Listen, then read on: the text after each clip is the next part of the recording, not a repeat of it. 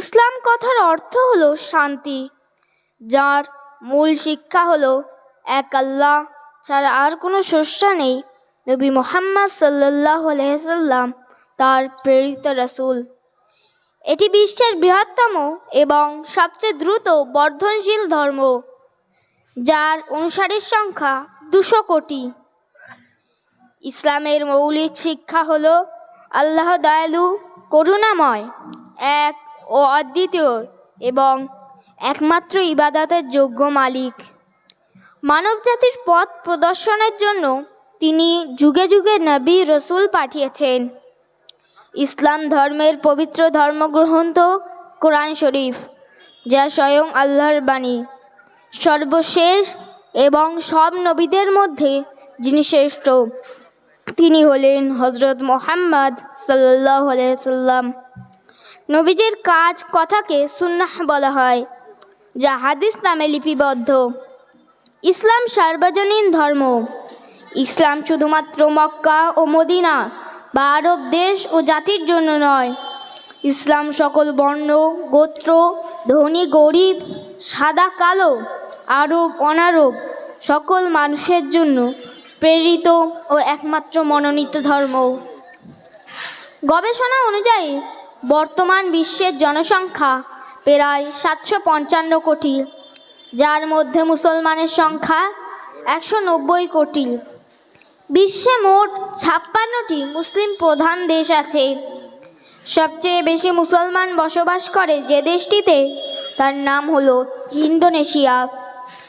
ভারতবর্ষের জনসংখ্যা প্রায় 143 কোটি, তার মধ্যে মুসলমানের সংখ্যা প্রায় 20 কোটি।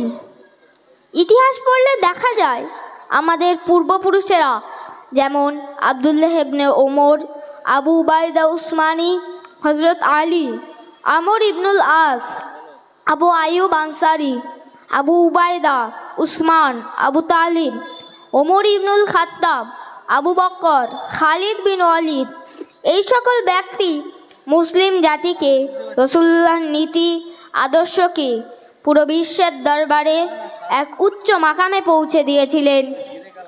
আব্বাসীয় খিলাফতের আমলে মুসলিম বিশ্ববৈজ্ঞানিক, অর্থনৈতিক ও সাংস্কৃতিক দিক থেকে শীর্ষে ছিল।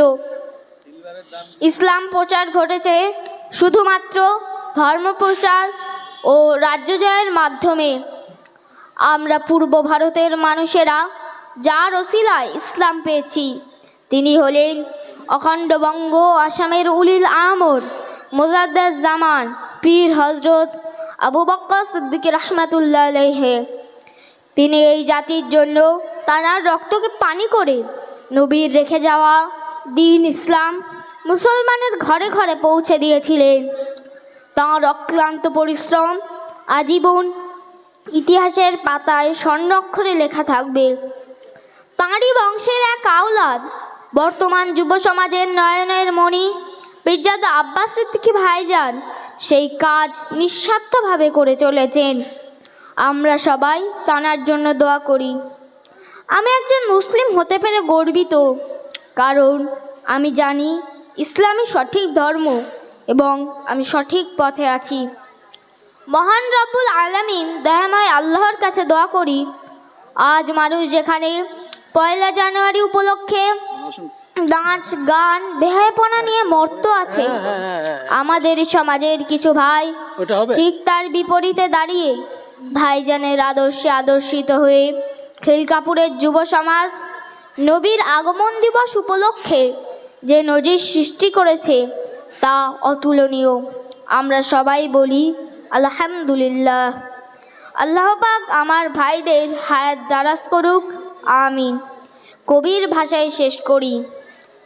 বাতিলের আতঙ্ক তুমি, জালিমের ভয়ও তুমি, তোমার কলমের ছোঁয়ায় ধন্য আজ বাংলার ভূমি। ঊনবিংশ শতাব্দীর মোজাদ্দেদ দাদা পীরের বাগিচার তুমি এক অপূর্ব গোলাপ ফুল।